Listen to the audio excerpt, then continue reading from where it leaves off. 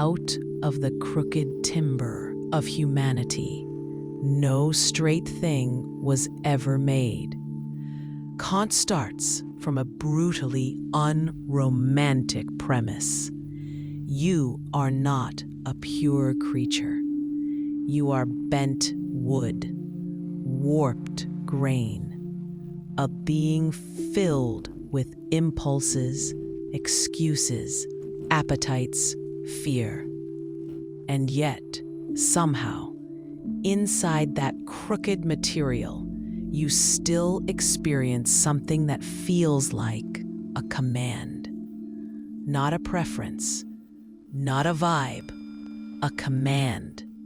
You know the moment I mean, when you could lie and benefit, and something in you says, don't. When you could betray, cut corners, use someone, and something colder and clearer rises up and says, you are not allowed to do that.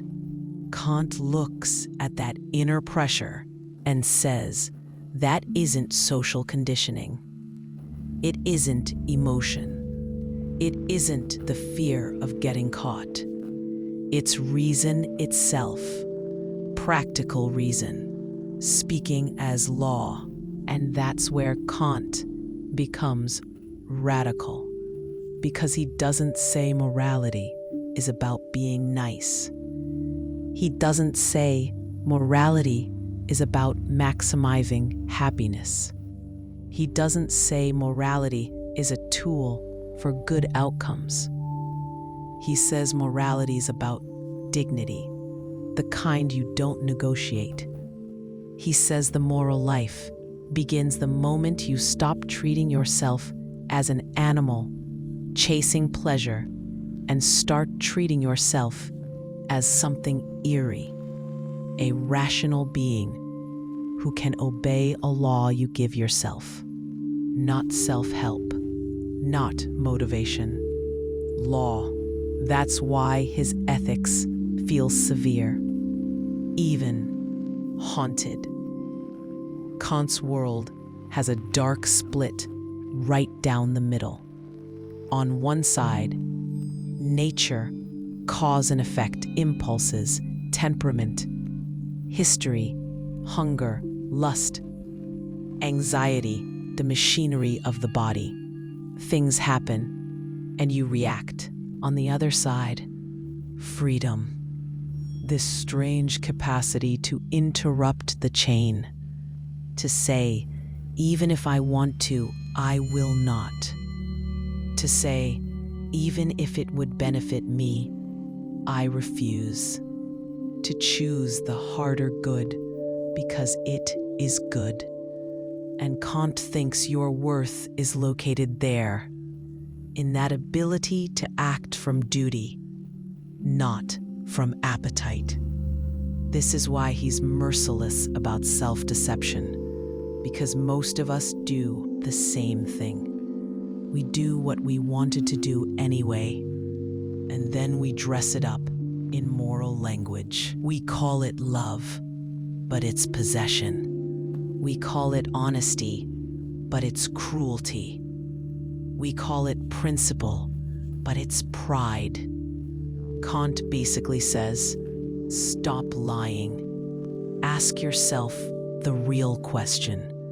Not what do I want? Not what will happen if I do this? But what rule am I acting on? Because every action contains a hidden maxim, a personal law you're following. And Kant's demand is surgical. Act only on a maxim you could will to become a universal law. That sounds abstract until it hits your life. You're about to manipulate someone. What's the maxim? It's okay to use people when I'm lonely. Universalize it. Would you want a world built on that rule? A world where everyone treats everyone like medication. You're tempted to lie. What's the maxim? It's okay to distort reality when it benefits me. Universalize it. What happens to language, trust, contracts, love, society is that rule becomes normal? Kant's point is viciously simple.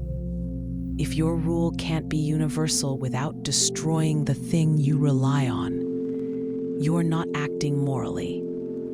You're acting parasitically. And then comes his second blade, sharper, more personal. So act that you treat humanity, whether in yourself or another, always as an end and never merely as a means. Read that again, because it's not poetic. It's an ethical weapon. It means don't use people as tools for your insecurity. Don't use them as mirrors to feel worthy. Don't turn a person into a ladder or a blanket or a drug. And don't do it to yourself either, because you can use your own humanity as a means. You can sell your integrity for comfort. You can trade your future for cheap pleasure.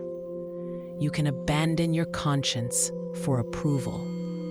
You can become your own pimp, offering your dignity up to whatever pays today.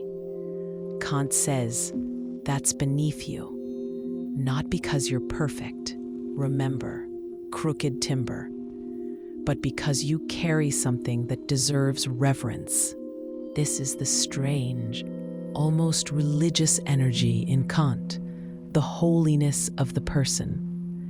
Not holy like angels, holy like do not desecrate. And he believes this isn't merely a human invention. It's wired into rationality itself. If you are able to reason, you are able to legislate moral law. And if you can legislate moral law, you're not just a creature in the world. You're a participant in its meaning. That's why he can write a line that sounds like starlight and steel at the same time. Two things fill the mind with admiration and awe: the starry heavens above me and the moral law within me.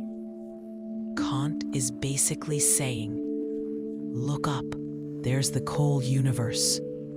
Look inward, there's the cold command. One reveals your smallness, the other reveals your height. And that tension, small and high at once, is the Kantian human being.